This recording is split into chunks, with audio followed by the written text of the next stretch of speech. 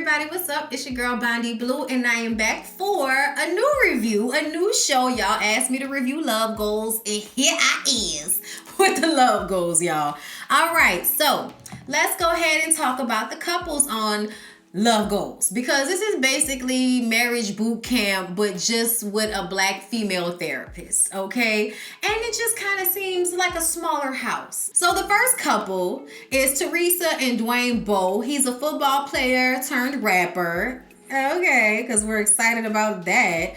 She's a real estate agent. She doesn't like that he has 5 homeboys that are always around, and he's not focused on their family. They have kids together. You know, they've been together for a number of years. She was with him when he played football. She was really hoping that his life would become more about their family, but now he's into rap, and that brings around more people, and his homeboys are always around, always in their house. He says it's not 24/7, it's 14/7.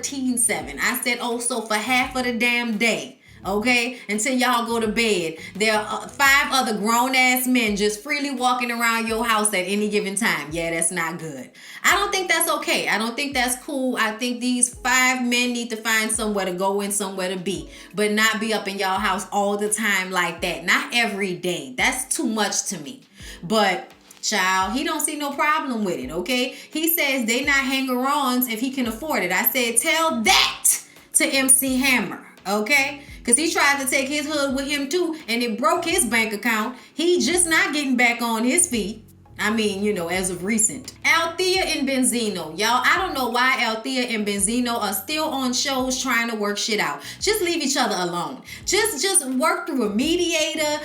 Get somebody to help y'all. Drop the baby off at the Walmart parking lot and just keep it pushing. Because y'all are just so terrible to one another. And they're constantly trying to blame it on the other person, when in all honesty, it's the both of y'all. Okay, Benzino, you are hell-bent on making Althea seem like she's some groupie thought bitch. But at the end of the day, she a groupie thought bitch that you shot the club up. Okay, you shot a club up Free Willy style, no condom, and you wanted to marry her, and you're still open to a relationship with her even though you wished her death. Okay? Yes, they were arguing in the car before they even got there. Althea wants everybody to know that she had a record deal at 19. Okay? She is not a groupie. She is not a gold digger. She had her own, and she has her own now. She's the one that takes care of their son, and Benzino does nothing for their son. Okay? So she's in the car egging him on, saying he doesn't do shit for their kid, and that he's always making her look like a thot. And he's in the car screaming and hollering about how much he can't stand her. He hates her. He wishes that she would die.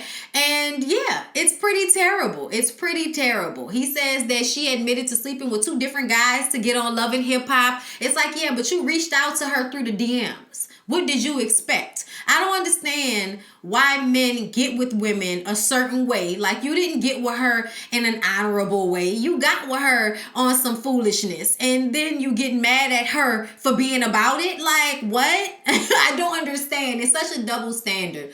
I also feel like Althea needs to stop worrying about what the world thinks of her. Althea, we don't think about you enough to really think if you a gold digger. Nobody really, I don't think I thought you were a gold digger. I don't think that. I feel like you want attention and limelight, but so do all of us. At least so do I. Now, I'm not willing to, you know, mess with Dorian from The Mask for it, but that's, you know, you. If you love Benzino, you were attracted to Benzino, then fine. Why do you care about how the world sees you? You know what I'm saying? Because she's saying she don't care, but yet she's constantly bringing that up. They had the same argument this entire episode. It was exhausting. We didn't even get a chance to really focus on anybody else's issues, but I'm sure it made all of the other couples feel great about their relationships, because their relationships aren't as bad as Althea and Benzino's relationship. But they're supposedly there so that they can communicate without fighting all the time for the sake of baby Zeno. I said, poor baby. I feel so bad for that child because you got 2 fucked up parents. So y'all, we got Spinella and her fiance Q. He's a comedian. They've been together for 6 years. They're getting married in the next year. And Spinella is currently dealing with her situation with Salt and Pepper and her own personal issues. She has a tendency to shut down. When she's going through a lot, when she's feeling some type of way, she shuts down. And he has kind of been the antidote for that because he makes her laugh and lightens up the mood, and she needs that. But at the same time, it makes it hard for them to communicate with one another because she's always internalizing. So those are the first three couples to get into the house. And Althea seems to be there alone because Benzino had jumped out of their car and was just walking around on the phone with a friend of his trying to calm down. So when she went into the house and was talking to Spin, Q, Teresa, and Dwayne, he wasn't there. So they didn't know who she was with at first. Then he comes inside and speaks to everybody, and they instantly start to argue and humiliate one another. And she lets everybody know that he told her in the car that he wanted her to die. And it's just like, girl, you know he didn't mean that. He shouldn't have said that to you, but you were like egging him on. Y'all are both pressing each other's buttons over and over and over again. At this point, y'all might as well start getting some sexual pleasure out how much y'all are pressing on each other's buttons. It's ridiculous. It's tiring. I don't know how y'all can still communicate with one another at this point. I'm exhausted talking about it, let alone watching it. And it's been going on for what, like a decade now? It's been years since they were on Love and Hip Hop together. So think about that. It's been all of these years of y'all constantly fighting and fucking, because that's all they do. And she tries to act like she's so over him, but she still sleeps in the bed with him from time to time. She admitted that. So I'm just kind of looking at their relationship like they're too old to still be this toxic. That poor baby. The next couple to arrive is Sunday and Breon Williams. He's an ex-college football player and he's in finances, which means he has money. Okay? He's a hoe. And Sunday was okay with him being a hoe at one point. She was fine with it at first, and now she's getting older and realizes that she wants something more. I want Sunday to stop messing with her face. That's what I want. I feel like she's done something. It's not quite right, and she needs to just pull it back a bit.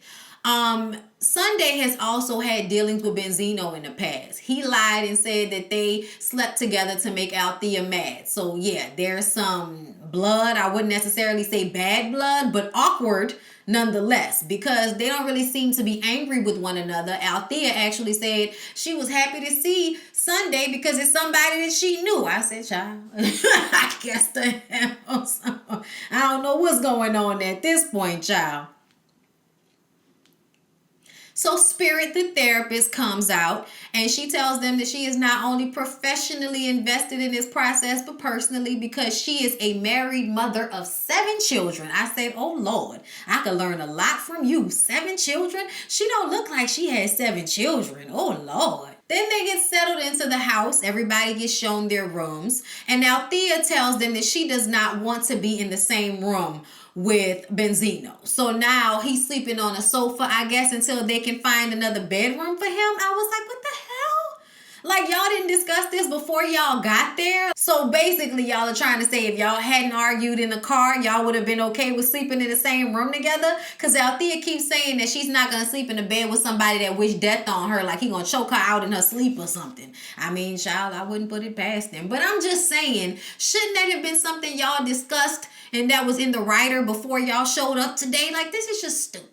So Althea starts running it. Everything that Benzino's done. He put her in a crazy house and he put her on blast for asking for child support. Threw her under the bus. He doesn't help her. She's the only one that takes care of their son. Like, it's just too much, y'all. They just went on and on and on. He comes back in because at this point, Benzino was tired of talking to her, tired of arguing. He walks out and she's still talking to everybody about him in such a negative way. He comes back in and says, I'm tired of you lying about me. Then he starts crying. I said, what drugs are we on? Like, this is just way too much. I mean, he was crying. What else? What else? What? I was like, oh my God, Benzino and Althea, are y'all really going to suck up all the air in the room?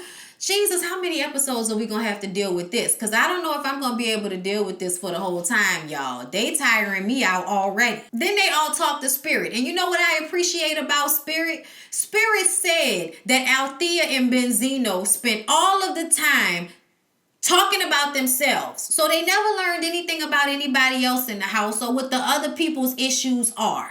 And then she decided to deal with their issues. She talked about pressing buttons because that's all they do to one another is press each other's buttons. He calls her a thought. She calls him a deadbeat. Pressing each other's buttons. What Spirit says is that she needs for them to understand why there's a button that's even able to be pressed. Why is there a button in the first damn place? Y'all need to figure that out first. She also lets them know, and I love this, feelings are not facts. Just because you feel a certain way does not mean that is the actual factuals of what happened. So everybody needs to understand that your experiences can happen at the same time because you're two different people. So you're two different people sharing the same unique experience, as Spirit put it. So while Benzino can feel like Althea sought him out because he had money, which I don't know why that's an issue. Like, who the hell wants to be sought out because they're broke? Like, shut up. Okay, like I feel like everybody tries to make a big deal out of black women wanting to be with men with money. You're gonna call us gold diggers and shit, but when other ethnicities do it, nobody even blinks an eye. Like I just don't like that. Okay, why are we supposed to always not care about being with somebody that's financially stable? That's ridiculous. Okay, so Althea wanting to be with Benzino because he had money, if she was still sexually attracted to him, is not an issue for me. Stop that. But either way, that can be your perspective, Benzino. And her perspective can be that you don't realize that she's not a gold digger and she has her own money and always wanted to do things on her own. So she's not with you just because of your money. Y'all can have two different perspectives of the same situation. Respect each other's feelings and move on from there. But they're too busy arguing about each other's feelings. Oh, you don't have a right to feel that way, or you shouldn't feel that way, or I didn't say that. No, at the end of the day, I'm sorry you feel that way, but this is what I meant. Like, y'all need to start having conversations from what's really happening and not this cycle y'all are going through in y'all heads. Like, it's just, y'all, Benzino and Althea are exhausting. And it's only episode 1. If I was the other couples, I'd have been over it by then. I'd have been drinking and trying to be in my room because I couldn't deal with it. All right, now that I talked about them, let's go back to the other couples for a second so I can, pinpoint some things. Something about Spinella, like, even though I like her, something about her is off to me. And I think it's the fact that she internalizes everything. It's like, I don't know if what I'm seeing is what I'm getting, like a mask or something, or somebody like locked inside of her body that's not really coming out. I don't know what that is, but that's bothersome. Oh man, cute. I like him. I actually thought he was really funny. Okay. I thought it was hilarious when he pointed out that Spirit must have been a soror. Cause I was like, yeah, don't she look like an AKA or a Delta? She definitely looked like a Delta. But either way, or one of them, the Zetas. Is the Zetas the girls with the blue? I can't remember, y'all. That's not my thing. Either way, shout out to the HBCUs and all of the sororities, fraternities that are black. Okay, shout out to y'all. But I liked Q, and I think he's a good match for her. So I really like the dynamic of their personalities in their relationship. So moving on from them, Sunday and Breon. Sunday, I don't trust Sunday's motives in this relationship with Breon. Not to say their relationship isn't real, but they've only been together for 8 months. Why are y'all on a show needing therapy after only 8 months? Especially when you were okay with him being a hoe before, but now it's an issue. If he still wants to be a hoe, why are y'all on this show? You know what I'm saying? I didn't mean to rhyme, but that's what happened. Yeah. So their situation is suspect to me. And then Teresa and Dwayne, I already really spoke on their situation, but I like them. I like them already. I don't know why, but I like Teresa. I think she's very beautiful. And I feel like I'm going to like him in some aspect. I don't know what aspect yet, but their relationship is cute. Because at one point, when all the arguing with Althea and Benzino was going on, he turns to her and says, well, baby, I love you. So like, look, I'm glad you ain't like that. Okay, I love you. I just want you to know I appreciate you for not being like that. All right. So they're going to bring in Coolio, I'm guessing, next episode. They didn't bring him and his old lady in yet, but we'll get to that. But yeah, I think it's an interesting group of people.